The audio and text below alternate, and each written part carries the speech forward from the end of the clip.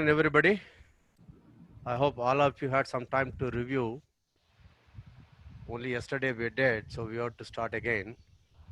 There is no time in between, but it's all right. I'm sure that all of you can cope with this. Let us start.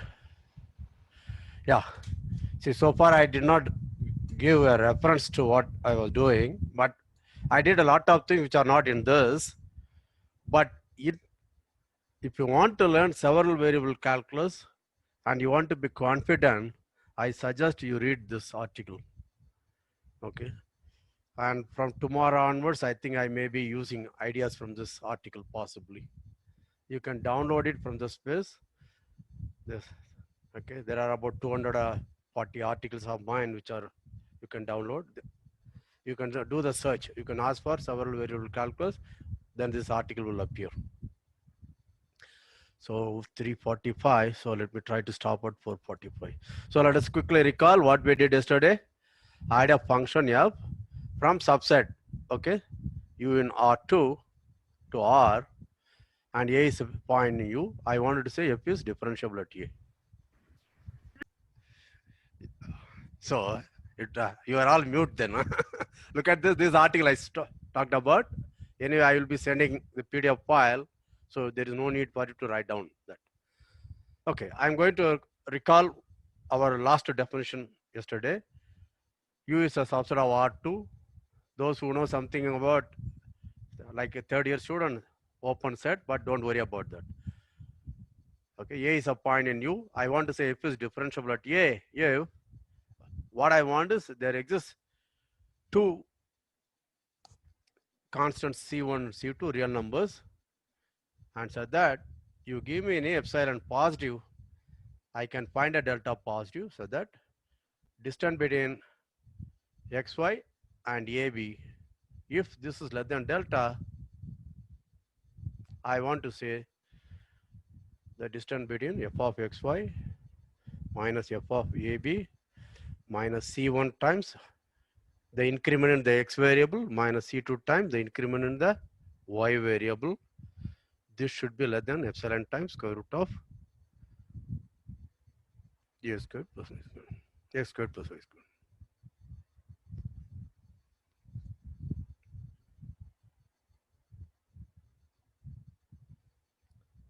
Okay. This is our definition. Do all of you agree? This what I said as call it a polynomial pxy. This is the first degree polynomial. And what is p of AB? P of AB is f of Sir, AB. Yes. on the right hand side, it would be under root of x minus a whole square plus y minus b whole square, You are right.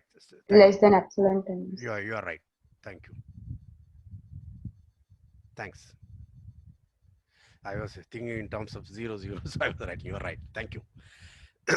So, what is P of AB? If this is P of XY, P of AB will be, this is a constant here, x equal to A, therefore this is 0, this is 0. Therefore, it is f of AB. So, this is a polynomial of first degree in x minus A into y minus B. Right. Okay. That's what we said. This P of X f is approximated by a first degree polynomial by P. F is approximately equal to polynomial P. If you want variable, I will write it like this. For all xy, which are very near to AB. Okay, these are all qualitative. Quantitatively, I have to say, you give me an epsilon, then there is a delta, etc. Okay, this is our definition. So if I want to say differentiable at A, then there are lot of work for me to do. What is that? I have to first say there exists some constant C1 and C2. That's not enough. They have some property. What property? Once you give me C1, C2, I can form this polynomial P of xy. Okay, then I want to look at fx minus fxy minus P of xy. Then I want to say something about it. It goes to 0 faster than the distance between xy and AB goes to 0. That we formulated in terms of AB. See, whenever you come across a new definition, okay, you should try to formulate it in your own words, qualitatively, quantitatively, or looking at examples. Even if you are afraid you may be making mistake, it may not be correct, don't worry. Keep saying. It's like when you learn to bicycle, you are going to fall down, of course. Okay, that's part of learning. So you should never be afraid of this. Try to experiment, try to say it in your own words. Okay, it may or may not be correct, but slowly you will see your success rate will be very high. This is a minus sign. It looks like plus, but it is minus. Okay. Now, yesterday some student asked why I wanted to do this. I already explained. I wanted the first degree polynomial because if you look at P, I want a first degree polynomial in x and y. What does it mean? Let us assume the coordinates are x and y. Then first degree polynomial in x and y will be of this form. Some constant and c1 times x plus c2 times y. But I want is a first degree polynomial in the variable x minus a and y minus b here. But in general, first degree polynomial will be this. So can somebody tell me what will be the first degree polynomial on R3 with xy z coordinate? Quick. C naught plus C1x plus C2y plus C3z. Very good. Okay. Suppose at ABC in x minus a, x minus b, y minus b, c, z minus c, you know how to do that, right? I don't want to waste our time, so it's clear, right? So what we are doing is we are approximating first degree polynomial. Why we want to do that? Because the function may be very complicated. But when I want to measure, okay, the function may be measuring something. Okay, that may be very difficult for me to work with. So then what I do is I look for some easy number which is close to that, and I can work with that. This is what intuitively this is what it says. But I want to go to another thing now. Let us start with R3, right? So how many of you know how does what is meant by plane passing through origin?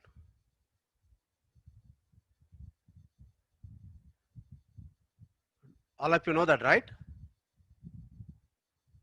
Because whenever it comes to R3, students are always little silent. So it is given by the equation. This. What do you mean by it is given by the equation? See, plane is a subset of R3. Therefore, this plane P, call it P. This is no more a polynomial now, right? Okay. This plane P is a subset of R3. That is x, y, z in R3 so that ax plus by plus ez equal to 0. You understand? Suppose a equal to 1, b equal to 1, sorry, b equal to 0, c equal to 1. What does that mean? So you ask me whether this belongs to P. What do I have to check? A equal to 1, that is a times x will be 1, 2, and b times this is 0, and c this is 0. Therefore, 2 equal to 0, that's not true.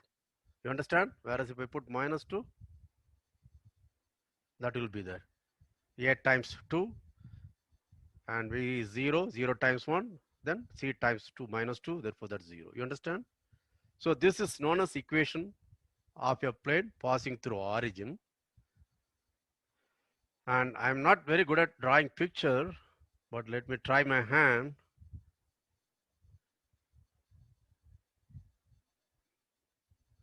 Okay, this is a picture. Okay.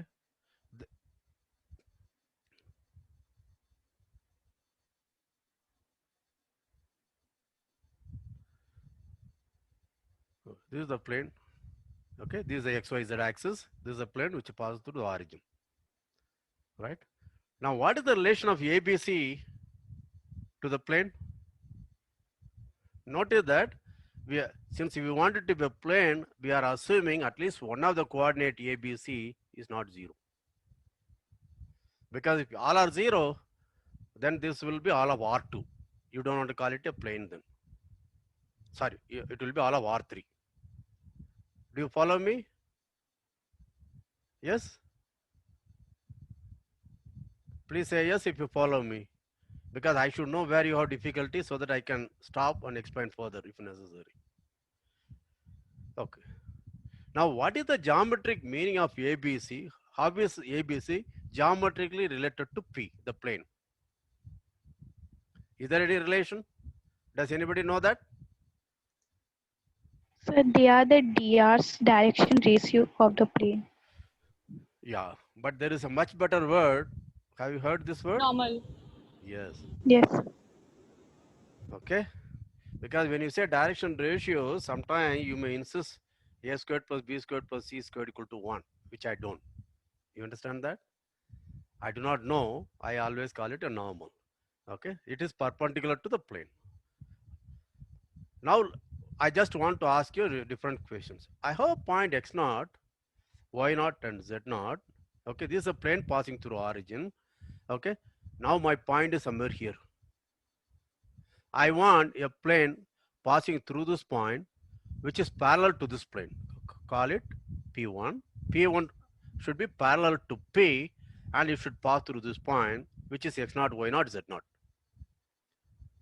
How do I get the equation of that plane? So some multiple of the equation of plane like Multiple will be the same. 2ax plus 2by plus 2zz will be the same plane.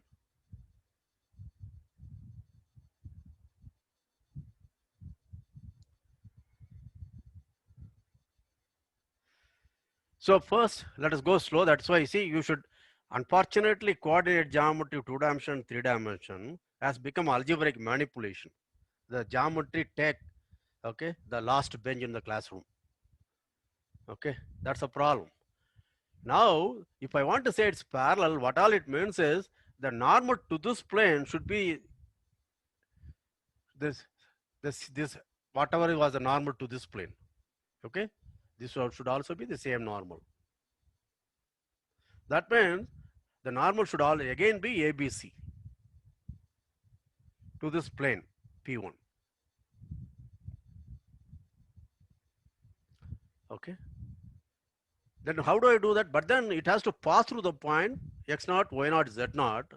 Therefore, the equation of the plane must be ax plus by plus cz equal to some d. Okay.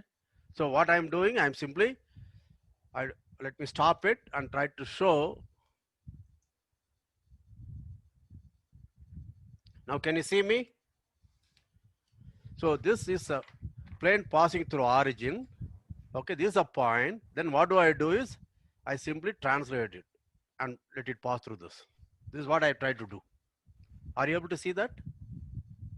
I would like to hear an answer. Are you able to see that? Yes, sir. No, sir. The screen is not visible. Screen is not visible. Why? I do not know why. Because that means you have to put a speaker view. You may be in gallery view or something. Look at the speaker view, then you should be able to get. Sir, we can see you, but not your screen. You can see me, not the screen. That's very Yeah. strange. I thought I was showing on the screen. If I see myself on the screen, I'm able to see that. Yeah, Do you see this sheet of paper? Yeah, And sure. do you see this? Yeah. Yes, sir, we can see saw that. it. We This saw is another that. plane, Yeah. parallel to that. That's what I'm saying. Hmm. Right. So, again, I don't want to spend time on three-dimensional geometry. Then calculus will be missing. Hey, what happened to my thing? Yeah, it's here. Okay. Okay. So in the ABC direction, I have to move it by some distance, namely by distance d. D may be positive, d may be negative, accordingly. So to make you understand, let us look at. Yeah, this is a good idea. So this is my xy plane, right? And this is what is a normal? This is a normal. Z, So you have to Z-axis. share your screen. Yes, you are right. Thank you. Yeah, this is the XYZ plane, sorry, XY plane, okay? And this is my plane P. And this is the normal. Okay, this Z axis is the normal. In your usual, what is it, vector algebra, you will denote by J and K. But in linear algebra, I will denote it by 1, 0, 0, 0, 1, 0, and 0, 0, 1. This I call it E1, this I will call it E2, this I will call it E3. Okay, so this fellow is going to be normal. So when I want, this plane is given by the equation z equal to 0, the xy plane. You understand this? Now when I say z equal to d, what does it mean? So in in the normal direction, go d units. If d is positive, I go here. So it may be like this. If d is negative, it may be like this. It will be below. Are you following? So in the normal direction, you have to move d units. So here, this plane I want to pass through this. What all I have to look at is the distance between this point and this plane and move it. Okay. So how am I going to get it? And do not worry too much. Try to just follow me. After that, you can work with your algebraic, okay, manipulations. But geometries, you can do that. So the point x naught, y naught, z naught should lie in this plane. That means ax naught plus by naught plus cz naught must be equal to d. Now notice that I already know the plane ax plus by plus cz equal to 0.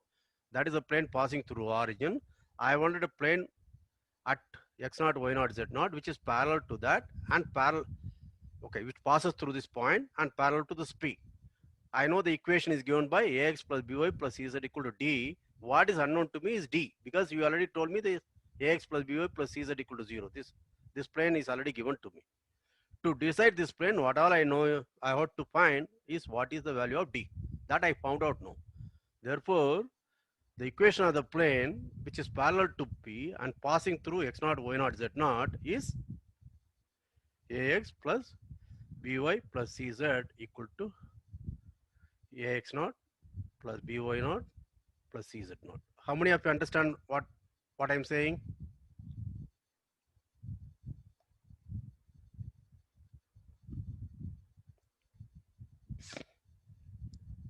If you don't understand, just now you have found a way.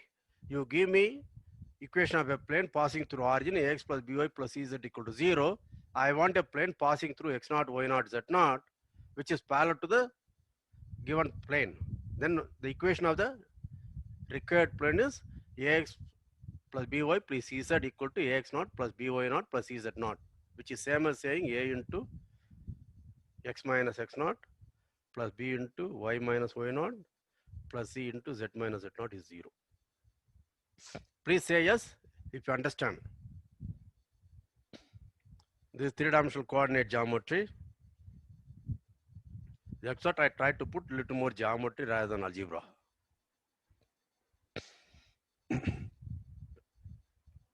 Right? Now comes the next thing. So, do you remember? This is the digression.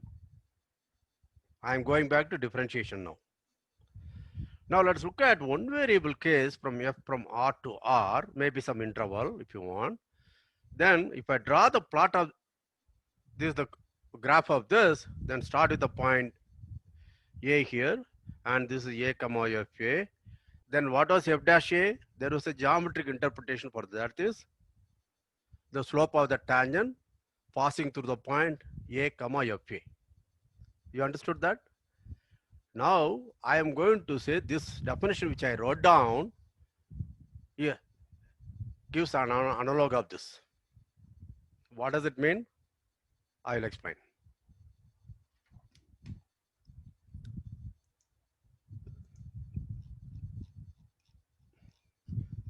So my picture may not be very good, but you can imagine, but later I will try to show a picture if you want.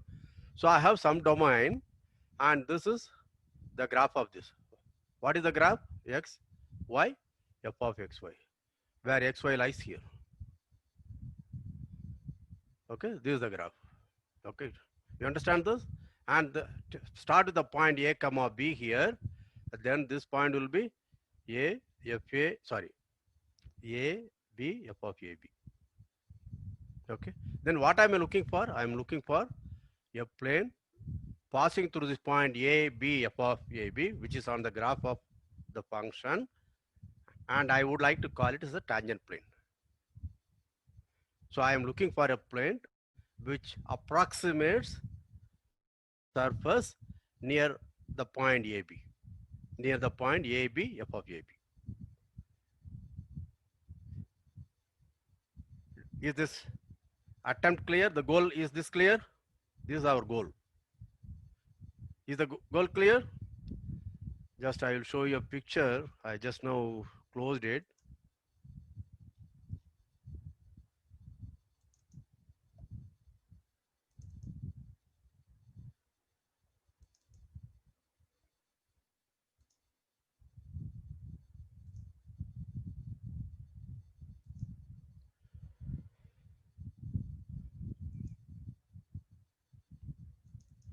Now, do you see this picture?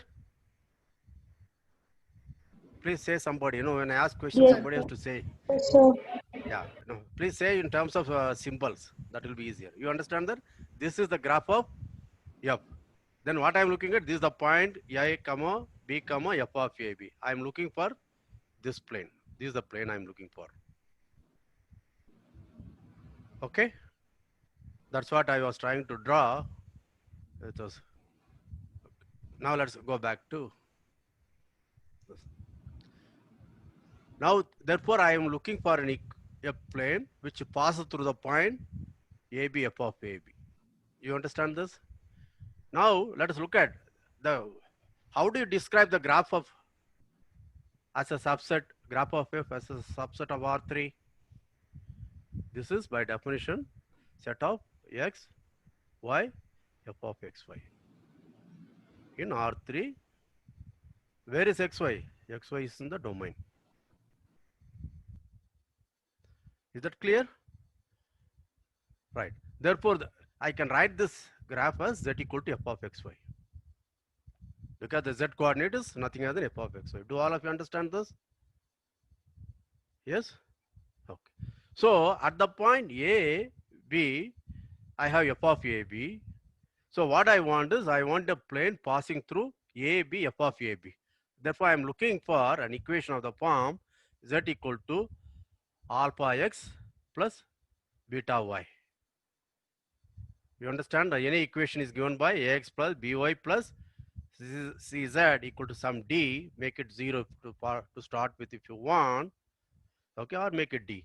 Then suppose C is not equal to 0, then I can write this as Z equal to D minus Ax minus By by C. Do you understand that? So I want to write this as Z equal to alpha X plus beta Y. Do all of you understand this? And plus a constant, because there is a constant also. Let us call it constant gamma, because there is a D. Are you following? Okay. Now this is the plane.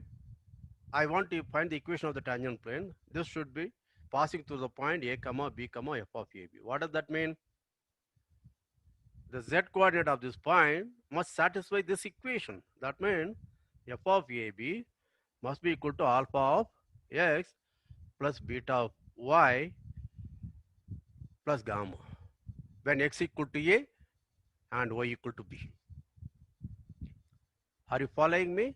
This is your X, Y and Z. X, Y, Z coordinate must satisfy this equation. Z equal to F of AB and alpha A plus beta Y plus gamma must be equal to this. So this tells me what should be gamma. Gamma should be F of AB minus alpha A minus beta B. Do you understand this? Yeah. Therefore, substitute this. Therefore, the equation of the plane is alpha X, but there is alpha minus alpha A. Therefore, it's alpha X minus A. And beta Y, there is a minus beta B. Therefore, it is plus beta into Y minus B plus F of AB.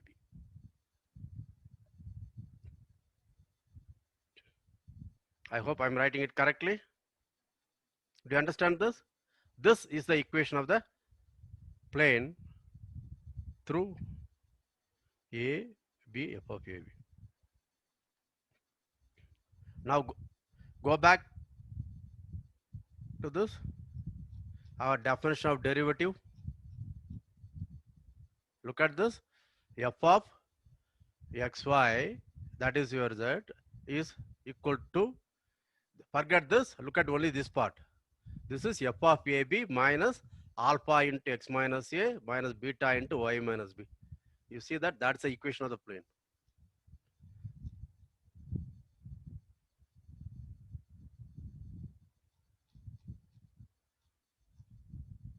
How many of you understand? Okay. This is the equation of the plane, minus f of ab, z equal to f of ab plus alpha times x minus a plus beta times y minus b. Therefore, my negative minus of that. Therefore, it is f of b. So, what I have found is I am approximating the graph by means of a plane. So this is the tangent plane I'm looking at. Take a break. I'll give you about few seconds to catch up with me.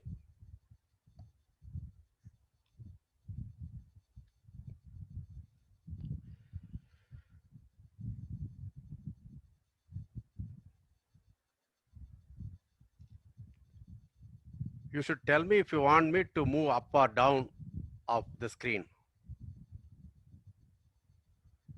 So graph is this, it's a subset. Therefore the graph is given by this equation, and I'm looking for a tangent plane given by the equation z equal to alpha x plus beta y plus gamma. It should pass through the point AB, f of AB. Therefore I am trying to find what is gamma. Substituting the value of this, I found the gamma should be this. Therefore, if there is a plane which passes through this point, okay, then the gamma, this must be this. Okay. So to say it's a tangent plane, what I need is I need to find alpha and beta, which I call as C1 and C2 here in the definition. And to say this is a tangent plane, what do I do? Let us look at the picture which I showed you earlier. Share it.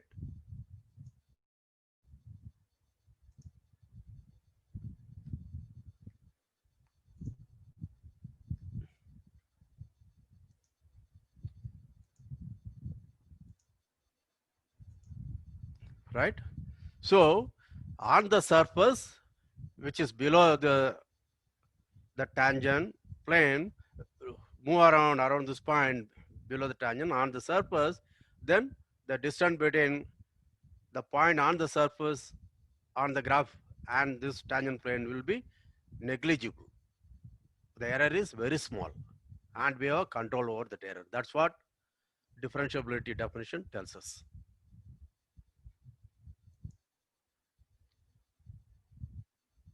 So how many of you have some reasonable understanding now? Please say yes if you have some kind of an idea.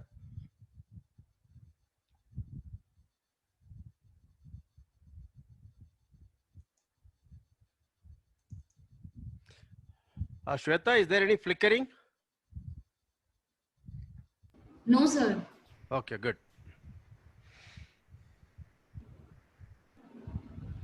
Okay, this.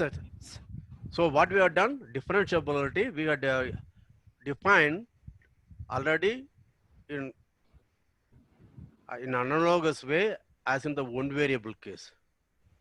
That is I say it's differentiable. It can be approximated by a first degree polynomial, and the error goes to zero much faster than the increment going to zero. Second thing, I can approximate the graph in and around the given point AB by means of a plane, because this is the equation of a plane. This plane is what I'm going to call tangent plane. Okay, and how much they are close, that is what is given by this quantitative thing. Okay, and there is another thing which you will come across perhaps tomorrow, but let's move on to play with this notion. What I want to do is I'm going to look at a function f. We had already done that, R2 to R2. Okay, and what do I want? The function is, we have seen it already, x times y, and fix a point a comma b in R2. I want to know whether f is differentiability. Sir, R2 Yes. to R2. R2 to R. Okay, whether f is differentiable at AB. Right? Now, if I want to say f is differentiable at AB, what are the things? There is a hell of a lot of things I have to do. Okay, I have to find C1 and C2. Then for every epsilon you give me, I have to choose a delta and then do these things. Right? You had already seen me 3 days in action. Do you think I'm going to do that? No, I'm not going to do that. I will do it my way. What I will do is, see, I have to approximate f of xy if x and y are near. Okay, I have to estimate this. I have to find x and y minus f of a and simplify this and tries to estimate. Okay, this all I will do. Then I want the first degree polynomial in what? In x minus a and y minus b. So I will collect it. You see that? You are discovering. Whereas if I want to show it's differentiable according to the definition, I have to tell you take c equal to this, c2 equal to this, then I have to give me an epsilon, I will produce a delta. That's a verification. You understand that? I don't want to be an accountant. I want to be a wealth creator. Okay.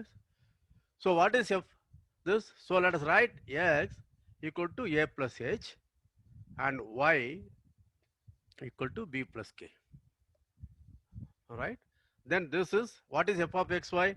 A plus h into b plus k minus ab. This is ab plus ak plus bh minus hk minus ab.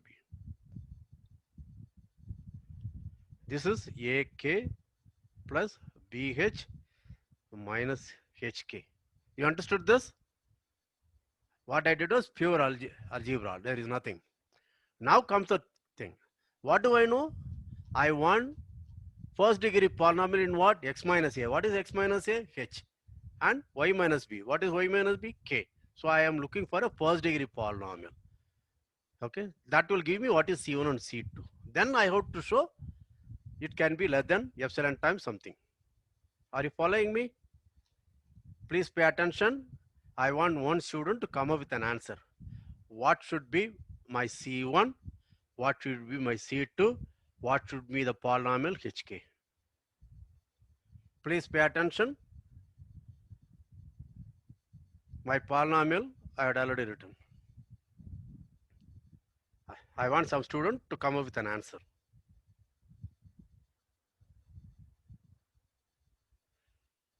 You see that you are discovering. I am not saying take this. Okay. Try. Don't just say that you don't want to understand. Look at this. C1 times H, C2 times K.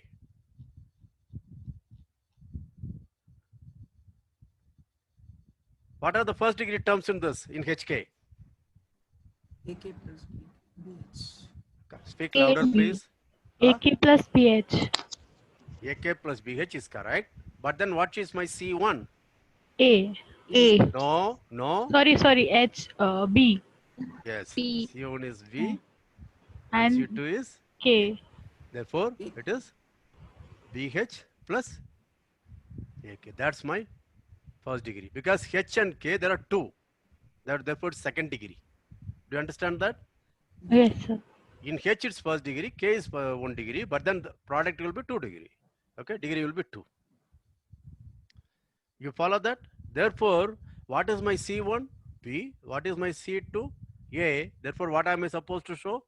F of A plus H, B plus K minus F of AB minus BH minus AK. If I do that, what I am left with? I am left with HK. Do all of you agree with that? Go back. F of XY minus F of AB is this. And this is my first degree polynomial. Therefore, if I subtract that also, what I am left with is HK. What am I supposed to show? I want to know whether this is less than or equal to epsilon into H squared plus K squared. Yeah. But remember, yesterday I already observed mod H is less than or equal to this object. Similarly, mod K is also less than or equal to this number.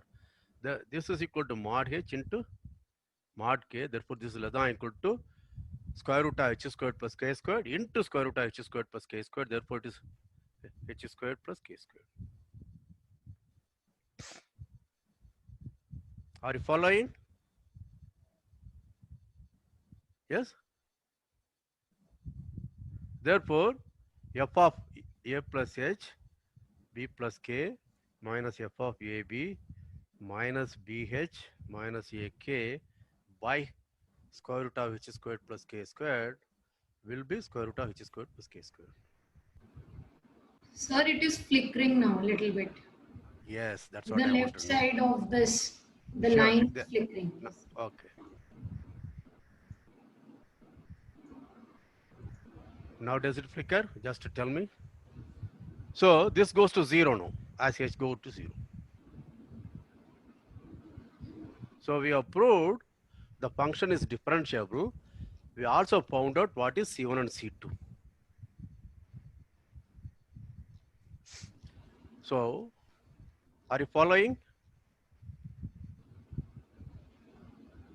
Sir, can you repeat how do we get HK at the last by solving the... Yeah, right. What happened to my thing? Yeah. Say f of AH BK, this is how you did that, okay? Minus f of AB. This is what I'm looking at. F of xy minus f of AB. X is A plus H, Y is B plus K. Therefore, f of xy will be A plus H into B plus K minus AB. So after simplification, what do I get? AK plus BH minus HK. Okay, plus HK, sorry. Because this is a plus here. Okay, you understood that? So I am looking for the first degree polynomial in H and K. Therefore, first degree polynomial is this object which I wrote. Therefore, my C1 will be B, C2 will be A. That's correct. Then let's look at, therefore, this is a first degree polynomial. I want to subtract B of HK. Suppose I subtract that, that means I'm subtracting AK minus BH. I'm subtracting. So what I'm left with? The error is going to be simply HK. Are you following now? Yes, sir. Thank you. Yeah? After this is clear? Yes, sir. Very good. So this error goes to 0 faster than HK going to 0. Therefore, it's a differentiable. And I found out what is C1 and C2.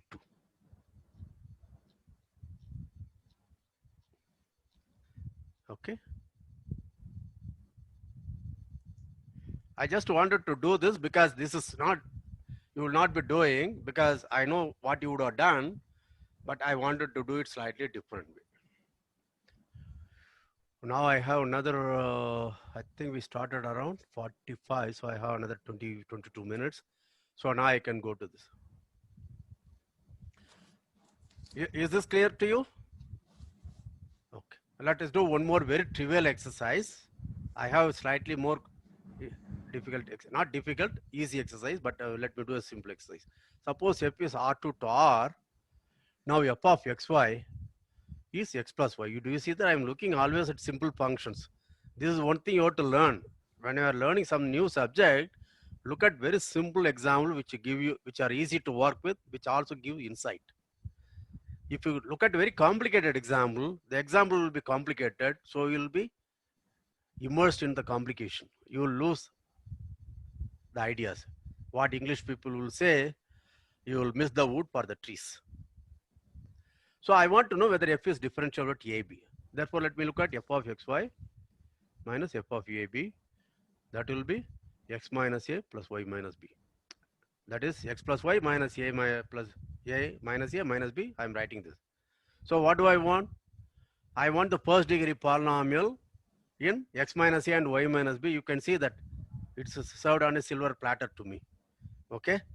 If you call it x equal to a plus h, y equal to b plus k, this is your h plus k. You understand that? Therefore, what is my first degree polynomial? I'll take it h plus k itself, right? Now, what is f of xy minus f of ab minus the first degree polynomial p of hk? It is 0, right? Therefore, I don't have to worry about epsilon, delta, anything. Do all of you understand? Yeah. And my C1 is 1 because C1 times H plus C2 times. Okay, therefore C2 is also 1. How many of you understood this? I went a little fast, but you can always review it in your thing. Okay. So if you want, you can also do another simple exercise, but don't do it in the discussion hour. Go through the first two examples from R2 to R. I'll make it very simple. F of xy equal to x squared plus xy squared. And fix a point AB. Okay, show that it's differentiable and tell me what is C1 and C2. Is the question clear? Show that f is differential at the point AB. Then you have to tell me what is A and B. Don't worry about epsilon and delta. I don't want you to prove that. It is easy, but I don't want you to spend time on that because many of you may still be afraid of that kind of thing. So don't worry. But try to create, try to discover. It is differentiable. You know how to find C1, C2. What do you have to do? Write x equal to a plus h, y equal to b plus k, and then substitute this and simplify. Look at only the first degree terms in h and k. Then you would have found out. Okay, that's very easy. It's pure algebra, 8th standard algebra. Okay, please do that. Okay, this is homework, not for breakout room.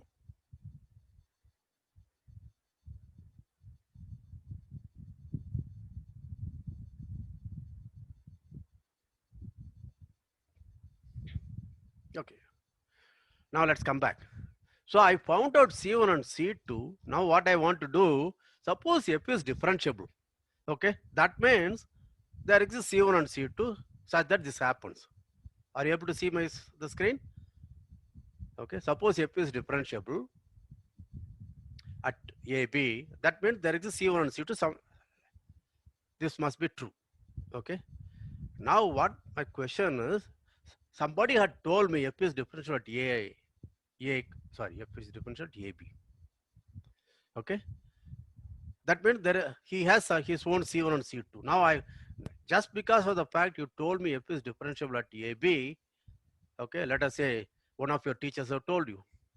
Okay. Now you take it for granted. You trust the teacher. But you are curious. I want to find out what is C1 and C2. But the teacher said f is differentiable at A and B, but I want to find what should be C2. Because the teacher refused to tell me C1, C2. But she told me it is differential at AB. Is the question clear to you? Now I want to find out C1, C2. You see that? It's a game. If you enjoy doing game, then you will like it. But if you think of mathematics as a ritual, then it's boring. So let us assume f is differentiable. Oh, let me change the color. At AB. Okay. How to find C1, C2 of the definition. Right? Now what are C1, C2? They are the coefficients of the first degree polynomial. C1 x minus a plus C2 y minus b. Is that clear? Or C1h plus C2k. Now ask yourself a question. Okay. How will I find? So you tell me this is a polynomial hk. Then I want to find C1 and C2. How do you think I will do that? If you want a puzzle, what do you do? If you can't solve it, you ask for a hint. Right? Okay, I can't solve it. But at least tell me the value of P at this point and at this point, then I know how to find C1, C2. Do you understand this? See, begin to think. It's a game. Unfortunately, maths is taught like a religion. Okay? Like a ritual. Follow this, you get a proof. That's accountant job. Are you following me what I'm saying? You told me the polynomial, but I want to say C1, C2. I can't guess it. Just like that a polynomial, I can't guess. But I'm asking you, tell me the value of P at some point. Give me the value of P at another point. Then I can tell you C1, C2. Can you guess what points I will choose now? Quick.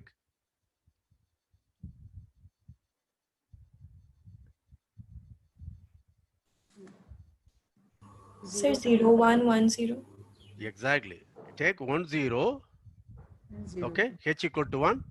K equal to 0. Then I found out C1. And now he tells me the value of P at 0, 1. Then I found C2. Do you understand this? Okay. Now let's go back. Now how do I use it here?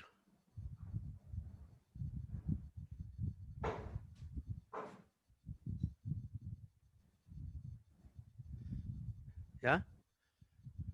So think it slightly differently.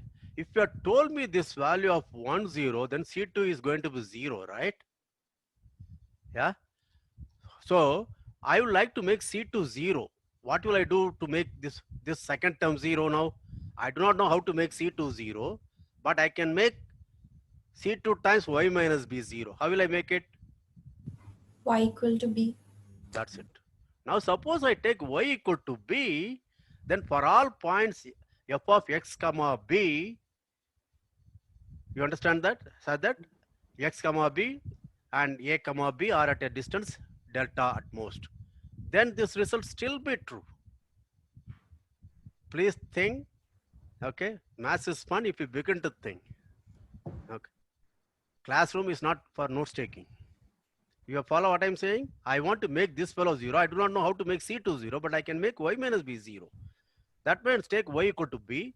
Then what I know is the following. Take the point x comma b, so that which is delta close to a comma b. That means mod x minus a must be less than delta. That's all I need. Then what should I have? F of xb minus f of ab minus c1 times x minus a minus c2 times y minus b, that is b minus b. This is 0. You understand that? This should be less than epsilon times x minus a whole squared plus y minus b whole squared, but it is 0. Therefore, it is epsilon times mod x minus a. How many of you understand what I have written? Please say yes, quick.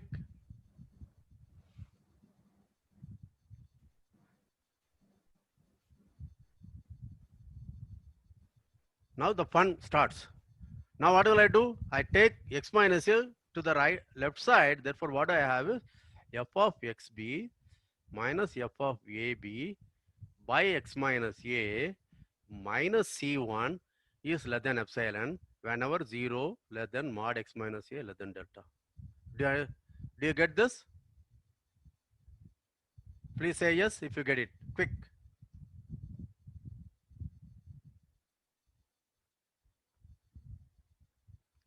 Drishti, do you want to ask your question? Otherwise, lower your hand. No, sir, it was by mistake. Okay. Now, this is another Eureka movement.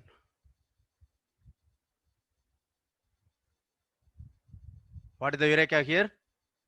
So limit at x tends to e. Yeah, what does it say about C1? You, all of you know that word. Huh? Limit is C1. That's correct. Apart from that, It is the first order derivative. it's a first partial derivative, right? It's a Irrespective partial x. derivative of f in the variable x at the point a comma b. Do you understand this? How many of you understand? So please clear your yes to start with. All of you please clear. No, don't answer. Please clear your yes. Yeah, now fresh. How many of you understand what I said? This shows that C1 must be the first partial derivative of f, that is partial derivative with respect to x in at the point a comma b.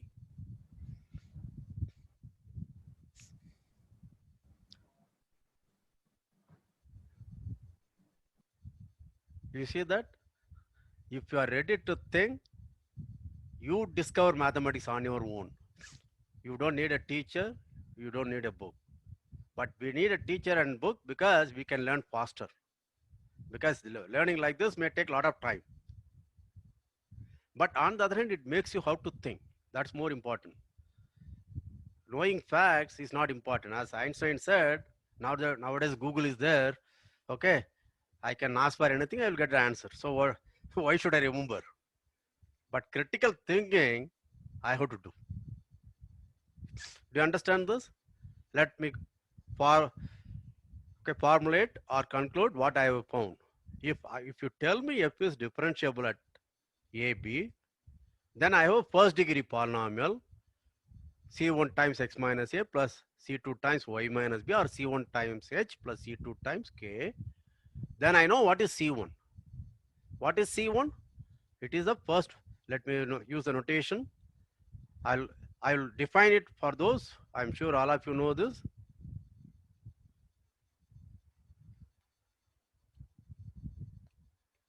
In case you don't know this symbol, I'll come to that. Okay. So there is some dividend here. What is the dividend? I assumed f is differentiable at AB. Then what I said is the partial derivative of f with respect to the x variable at the point AB exists. And it is the coefficient of the first variable in the approximating polynomial. You see that I'm looking at two sides of the same coin. One is I wanted to know what is C1. I found out C1. Second, I'm looking at the other side. If you say f is differentiable at AB, then this exists. If it exists, then I would like to know what it is. It is nothing other than the coefficient of the first variable. In where? In the approximating polynomial.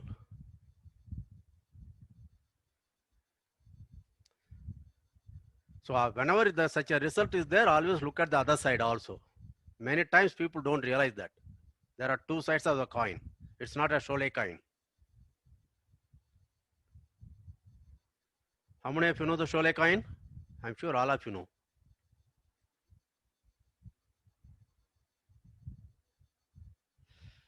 Okay.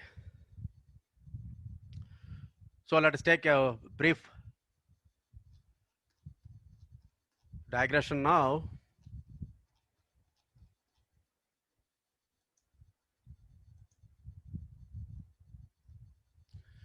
Suppose f is a function from R2 or some subset of R2 to R and fix a point AB in the domain of f. Then what do I do is I look at the function g of x to be f of x comma b. This is freezing. This is what is known as fixing the second variable. Maybe say fixing the y variable. Or if you want to sound somewhat cool, you should say I am freezing the second variable. Okay, second variable is not. As I said, the price of commodity may be a function of so many variables, right? Suppose this is the dollar price. Let me assume the dollar exchange rate is fixed for the next 10 years. Then it will be a function of only other variables. You understand that? That's what I'm doing. So for example, if f of xy equal to xy, what is my g of x at the point AB? What will be? Y is b, therefore it is nothing other than bx. Do you understand this? And similarly, I can define this other variable, h of y, to be f of a comma y. That is, fix the first variable, allow the second variable to vary. Okay. Then what do I have done? What I have done? Then I have found a one variable function x going to g of x, which is f of xb. So I want to know whether this is differentiable. At what point? At the point A. So how do I compute the derivative? The derivative will be g of a plus h minus g of a by h as limit h goes to 0. But what is g of a plus h? That is f of a plus h b minus f of a comma b by h. If you want, you can write it as x and then x going to a. Then this is x minus a. You follow that? If the limit exists, then you call it the first partial derivative. If the limit exists, then we call it first partial derivative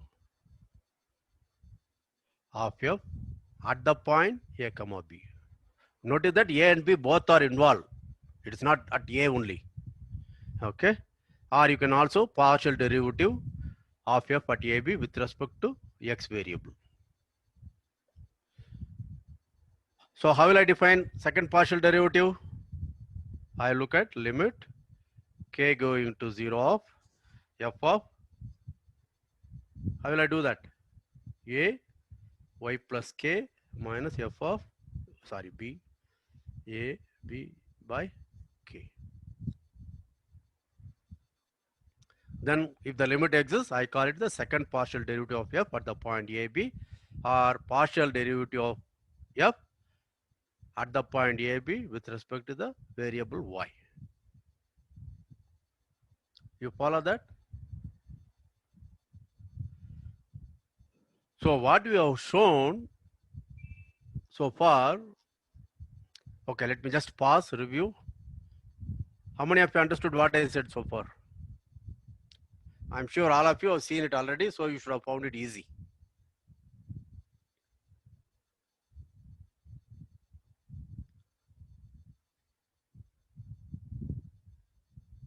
Good. So let me summarize what we did today. After that, if there is some time, I will say something. Otherwise, I will stop for today's lecture. Okay. So what you have done today, we reviewed the definition of differentiability of a function f defined on some subset of R2 to R at the point AB. Then we set our definition. We gave a geometric interpretation. Hey, what is happening?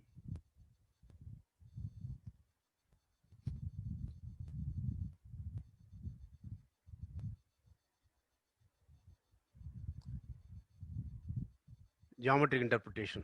That is what I wrote, f of AB plus C1 times x minus A plus C2 times y minus B defines equation, is the equation of a plane which approximate the graph f z equal to f of xy around the point AB. That is the geometric interpretation.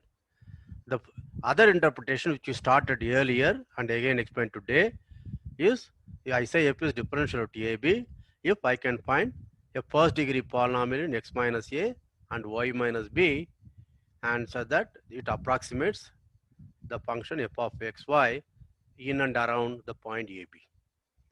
And in each of the things, we are able to approximate how much error we are making. Is that clear? Okay. And second thing what we did,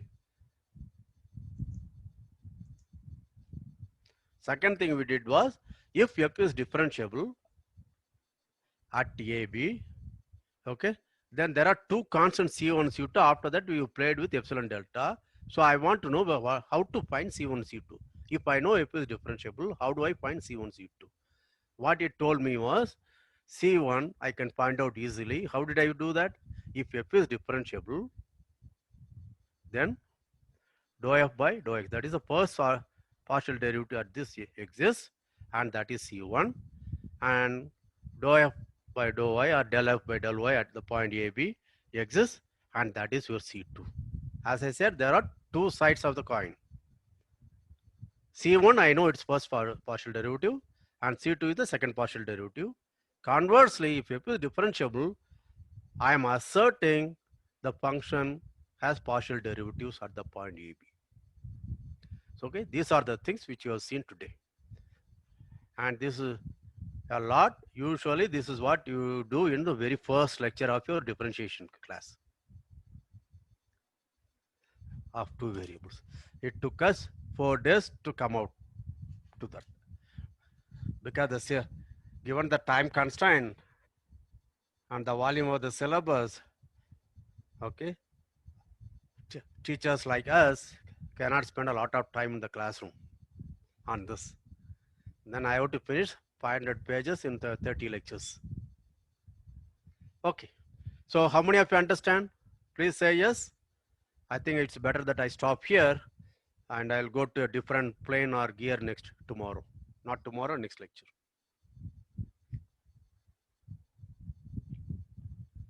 Now, did you see that? In your definition, I'm sure you would have come up with partial derivatives and then said that. But here, we defined it and then arrived at the partial derivatives. Okay, we will look at it little more in a different perspective tomorrow. Okay, I will stop sharing. Shweta, can you put them in breakout rooms? And we Yes, can sir. pause the recording. Yeah. Okay. Ask it. Sir, if we just focus on these two words, tangent lines in R2, then what do we mean by a tangent line?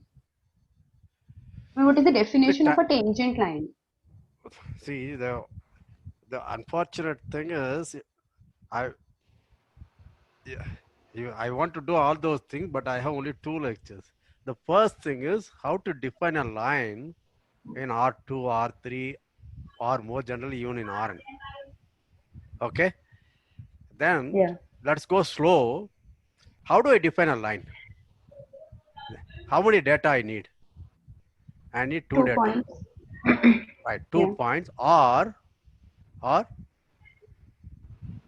point on the line and the Point and slope the in the slope case of of the line. 2 Slope. variable. Yeah.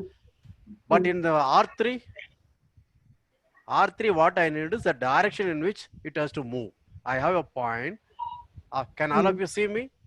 Okay. Yes, I sir. have a point. After that, you have to tell me in which direction I have to move. Then I get a line. So either of the Yeah. 2 data will be enough for me. Either you give me 2 points, distinct points on the line, then I can determine the line. Or you give me a point on the line and the direction in which the line has to move. Okay, then I know. Okay. So interestingly, except in my linear algebra book, no book deals with this. People always talk about line segment, etc. Okay, it becomes algebraic manipulation rather than something. So we can do that, but let me just I will just share the screen. I will explain that. Now that you asked, because in the regular thing, I may not have time to get into this. So now that you asked, okay, you got it. So let me explain that. Okay. So now suppose you have an R2 or R3 or Rn more generally. Okay. N, but for your convenience, you can take 2 or 3. Take 2 points. Let me call it x1 to xn. Maybe it's instead of xyz, I'm writing x1, x2, x3. Another one y1, y2, y3. If you want n equal to. In 2 variables, you will write it as x1, y1, x2, y2. In 3 variable, you will write it x1, y1, z1, x2, y2, z2. But I am writing the n variable. Now I want to say the line joining this. Okay, I want to give. So what I do is you fix a vector v, and let us say the direction is, call it z1 to zn. Then a line passing through x1, x2, xn, okay, is given by x1, x2, xn plus t times z1 to zn. Okay, as t varies over real numbers. This is the line. Okay, this looks abstract, but I will go slow and I will do that. Now let's look at x1, y1 and x2, y2. Okay, let me write them in u1, u2. This is my direction v, right? Then the line passing through that for me is x1, y1 plus t times u1, u2.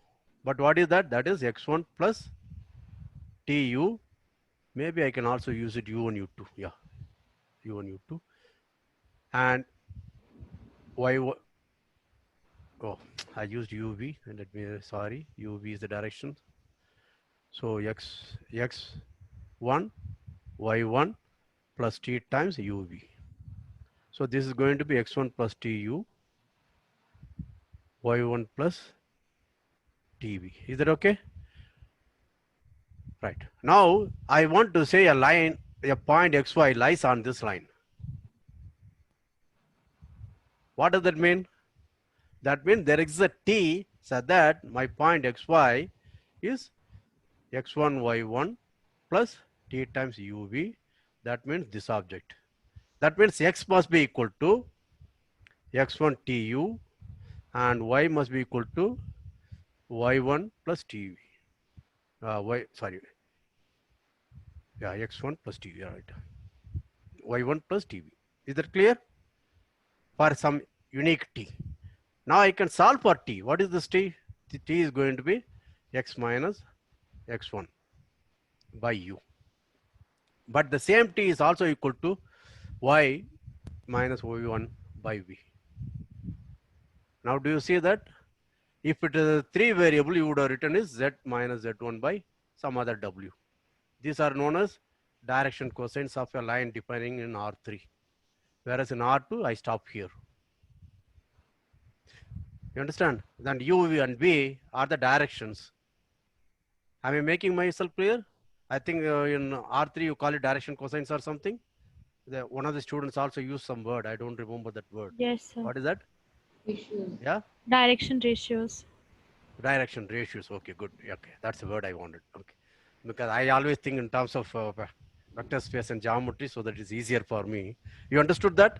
If it is x, y, z, then I will be x1, y1, z1 plus t times some u1, u2, u3 or u, v, w. Then solve it. Then I have x minus x1 by u equal to y minus y1 by v equal to z minus z1. See, this is the equation of a line passing through x1, y1, this is y minus y1, x1, y1, z1 with the direction ratios u, v, w. Do you understand? This is what you learned in R3. Now let me ask the question. If you have given me 2 points x1, y1, z1 and x2, y2, z2, okay, what is the line joining these 2 points? So I have this point x1, y1, z1 and this is another point, the line joining this.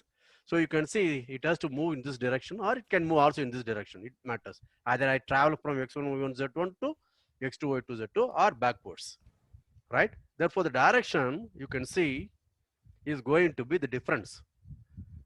That is my x1, y1, z1. My directions d1, d2, d3 is going to be x2 minus x1, y2 minus y1, z2 minus z1. That is the difference of these two vectors. Plus t times x2 minus x1, y2 minus y1, z2 minus z1. Do you understand this? This is x2, y2, z2. I am going to move from this direction as t varies over r. Now t equal to 0, I get x1, y1, z1. Do you understand that? At t equal to 0, I get this point. And t equal to 1, you see that x1, here it is x2 plus minus x1. Therefore, I get x2. y1, t equal to 1. Therefore, y2 minus y1, I will get y2. Therefore, at t equal to 1, I am going to get the point x2, y2, z2. Therefore, as I move along in positive time, positive direction, I start with x1, y1, z1. I move to x2, y2, z2. And therefore, this is a line passing through these 2 points. Right? Now that immediately tells you how to find the equation. Suppose the point x, y, z lies on this line. That means x must be equal to x1 plus t times x2 minus x1, etc. Therefore, you will find the equation going to be x minus x1 by x2 minus x1. If you want, I can write it x1 minus x2 also. Okay, equal to y minus y1 because everything will be negative though. y1 minus y2, z minus z1 by z1 minus z2. Now this is the equation of line passing through 2 points x1, y1, z1, x2, y2, z2. Is that clear? Now, therefore, what we have to do is the tangent line of which curve? This you might have done in your several variable calculus in the beginning. I do not know, but suppose C is a curve. Okay, C is a curve, some interval AB to R3. Then I can write C of t must be a vector in a point in R3. Therefore, I can write it as x, y, and z. But the x coordinate will be a function of t. Therefore, I can write it x of t, y of t, z of t. Therefore, the tangent vector, the velocity vector, physicists will think of it like this. AB is the time interval. At time A, it is at the point x at A, y at B, y at A, z at A. This is at the point C of A. And this is at C of B. So, the particle may move like this. At this may be at the point C of B. Okay, this is a particle movement. Therefore, what is the velocity vector of this movement? That is given by x prime t, y prime t, z prime t. Okay. So this is the tangent vector. Therefore, at this point, I want the tangent line. So what do I need? I already know a point. I also know the direction in which I have to move. Therefore, this will be my tangent line. That is how a tangent line is defined. I went little fast, but you can, the video will be available. You can again play it back. And also you can read my book on linear algebra will tell you how to do that. Oh, something is, hey, what is wrong? Why it takes a lot of time?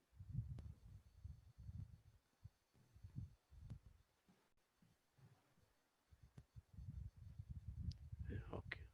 So you can read my book on linear algebra, and also there is a book on geometry by me and Santanu.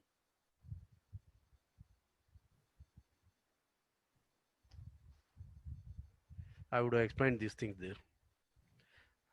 But tomorrow we will have a short introduction to this in the next lecture, because I am going to tell you how to get to, we are on the tangent plane, we are going to, it's going to be a plane which passes through two tangent lines on the graph surface.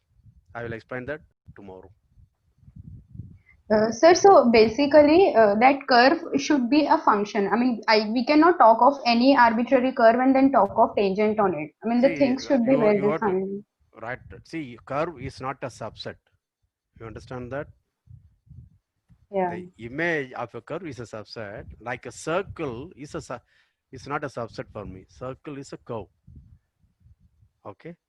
It is But going to be something like a plus cos r cos t, comma b plus r okay. sin t. It is a center at a, radius r, a b and radius r. Yeah. So a curve by definition is a function from an interval in R to some vector space R, R1, R2, R3, Rn, or whatever you want. Okay. Its image is different, because if I take this, let us look at, these are the Okay, things which okay. you have to Mm-hmm. Yeah, yeah, I got confused. Yeah, that's fine. Okay. Thank you, sir. So shall I launch the poll? Because students, if they want, they can leave. I think this is the launch. Yeah.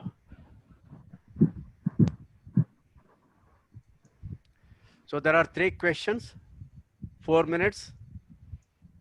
Please vote.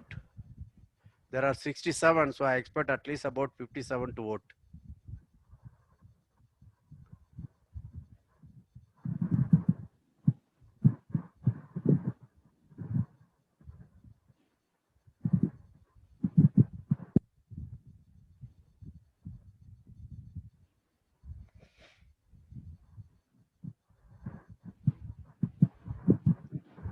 So you have given very interesting options.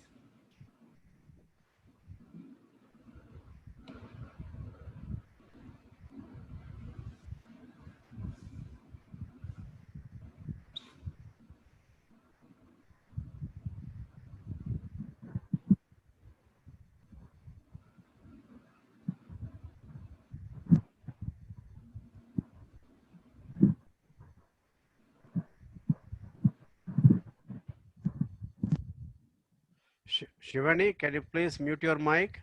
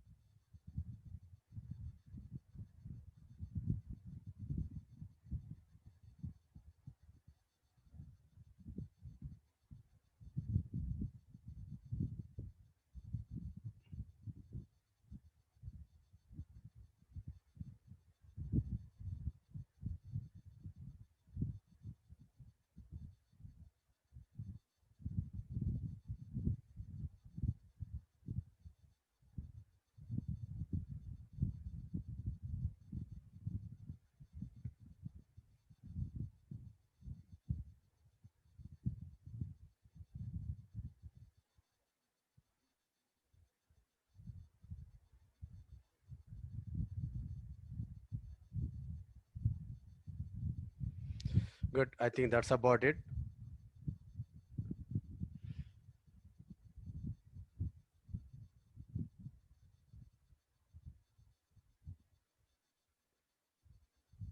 Let me wait for 3 minutes, then I will stop.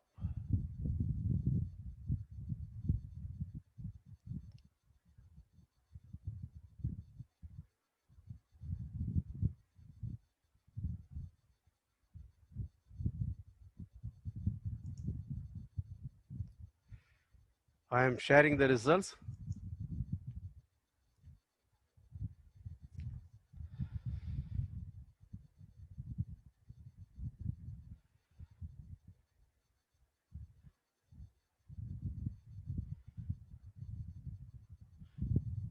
Good. I am very happy with the poll. Okay. And I think there will be a lot of overlap. The 31 of first question, first option, and 32 of third option in the third question. There should be a large intersection.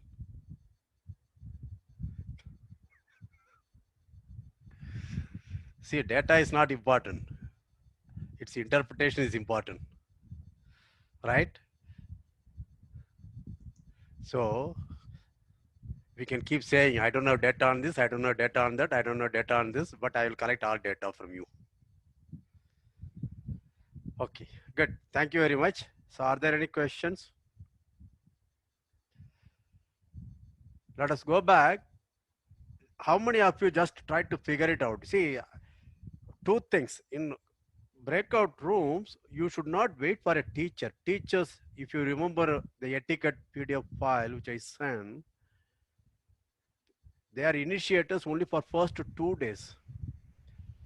What is expected of you is any one of those 14, 15 who are present in the breakout room should voice their doubt. Okay, I have problem with this, I have doubt here, can somebody explain to me? That's how you should start. So it should be kind of meeting discussion among the students. Okay, if and only if you can't resolve it, you should approach a teacher. But I find in one room 14 or 15 students were just waiting for a teacher. Okay, and second, I want you to think more. It's not just like that, it's a many time what we do, whatever is expected we do, nothing more. Okay, and if you want to succeed in life, forget about mathematics, anything, you should go an extra mile. That's a word. One extra mile meaning what is expected of you, you do that, and perhaps much more than that. I might ask a question, how many of you figured it out? I computed the derivative of f of xy equal to x times y at the point AB. Then I found my C1 to be B and C2 to be A, right? Later, I also said the C1, I know what it is. It is the first partial derivative of the function with respect to the x variable evaluated at the point AB. Therefore, f of xy equal to xy, the first partial derivative will be y. Evaluated at the point AB will be b. It tallies. How many of you ever figured it out and checked it? Please say yes. I would like to know whether anybody paid that kind of attention.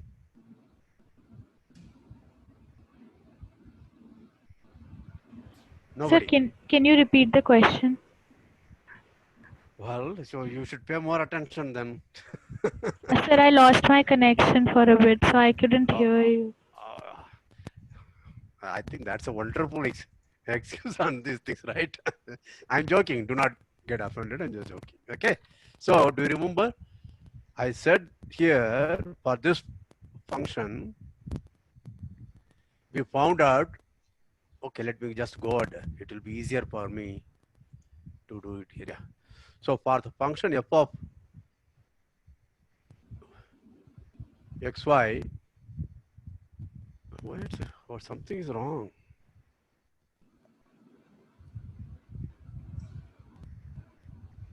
There is a time delay. So we found out the C1 was B at the point AB. It's differentiable. And therefore there is a first degree polynomial, and then I found out C1 equal to B and C2 equal to A, right? This is what we did in the first part of the day in the lecture. And second lecture, I said this is del f by del x at the point AB. For this function, what is del f by del x? It is y. Therefore, at the point AB, what it is? It is B. Okay. So this I did, but did you connect these two things is what I'm asking. Right? This is a result which you proved. Okay. And similarly, this is a result I proved. Dou f by dou y at AB is C2. Okay, this is towards the end of the lecture. In the beginning of the lecture, I did this. Did you observe? That's what we got. So without doing lot of computation, which I did to arrive at this, I could have used partial derivatives to quickly write down what should be my C1 and C2. Do you understand this? So my question is, was there anybody who wanted to check? C1, you have another formula. Therefore, for this particular function, I already found C1. Do I get it correct? This kind of curiosity should be there. If you want to be a science student, you have to be curious. Okay? You should try to relate something what you have seen earlier and what we are seeing today. That's what I wanted. Is that question understood now? Yes, yes, sir. Was there anybody who had done that?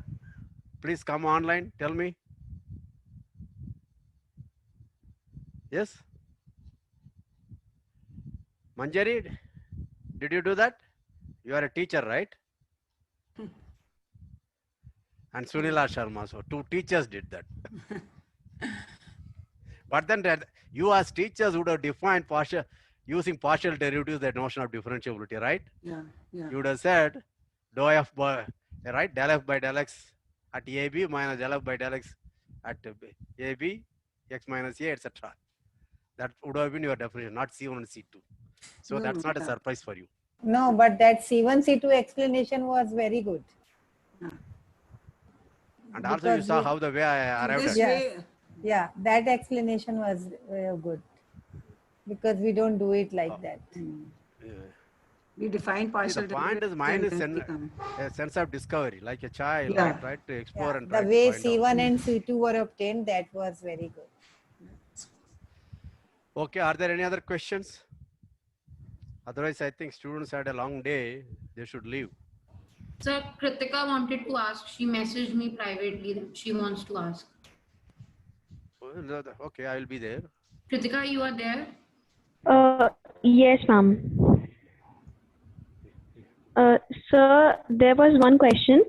Sir, in the concept which we did in the last class, like limit x was tending to 0, f of x upon g of x, and we said that f was approaching to 0 faster than g of x. So, sir, I couldn't get the meaning of this statement properly. Like faster than See, g. that means you always want to memorize the definition, right? You should notice I started looking at the example, then only I came to the definition. Let us look at the function. Okay, if you are a sequence 1 upon n on 1 upon n squared, that's what I started. Both go to 0, but which do you think go to 0 faster? So 1 Do you by have a n feeling for square. that, or you don't have a feeling? So 1 by n square will approach faster. Why do you think so? So because it will be in the vicinity of 0. Like it What do will you mean be by that? very much closer. Both are in the vicinity of 0. They are going to 0, right? See, if suppose it has to be in the vicinity of, let us say, 1 by 99, for the second series 1 by n squared, when n equal to 10, after that everybody is in the vicinity of 0. You understand? 1 by 99. You follow Yes, that? sir. Minus 1 by 99 to plus 1 by 99. If I take that interval, by n equal to 10 onwards, second series will live there. Whereas first series, it has to go up to 100th term. Do you understand that? Yes, sir. Yeah. So that is why. So it has to work harder to reach that. Whereas this fellow goes faster. Okay, similarly, the function f of x equal to x and f of x equal to x squared. Okay, I don't want to stop time for that. Okay, so the second thing, x squared goes to 0 faster. Very good. That's also granted.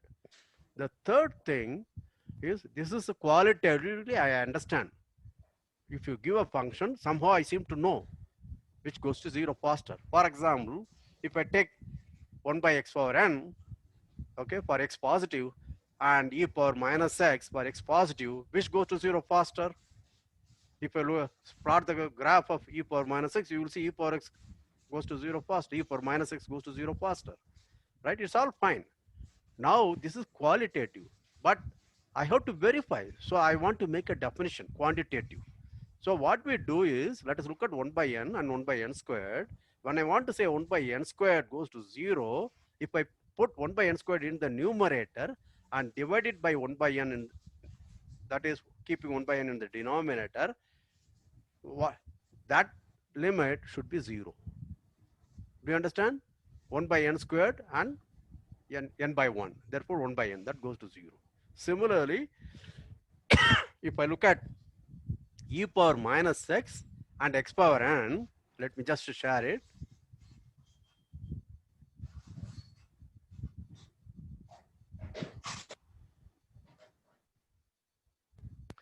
So I have e power minus x, I think, and x power n. I want to say this goes to 0, but as x goes to 0, I want to say this is 0. E power minus x goes to 0 first. How will I know? I will use L'Hopital's rule. I keep on differentiating n times. This will give me minus 1 to the power e power minus x, or whatever it is. This will give me just n factorial, and limit x goes to 0. Therefore, this goes to 0. You understand that? So, based on these examples, now I want to say, make a general definition. This is now a definition. This is not a theorem. You understand? I say f goes to 0 faster than g going to 0 if limit f by g is 0 at whatever point you are taking. So this is now a definition. How did I arrive at the definition? By looking at some examples. So I wanted to make sure. So whichever goes to 0, if I put it above, okay, I should go. Otherwise, what will happen? E power minus x will also be 0. X power n will also be 0. It will be 0 by 0 form. That is why L'Hopital's rule is important. Okay, please go, Yes. take time. Notice Okay, that sir. this is just a definition. How did I arrive at a definition? By looking at examples. Any definition is always looking at some examples. Okay, if you are a final year student, you would already started learning group theory. So why did I define groups like that? That's because I have certain examples which I looked at and appropriated or abstracted those properties and made it a definition. And similarly, we are making a definition. Okay, sir. Thank you, sir. Okay, good. Anything else? Anyone wants to ask anything?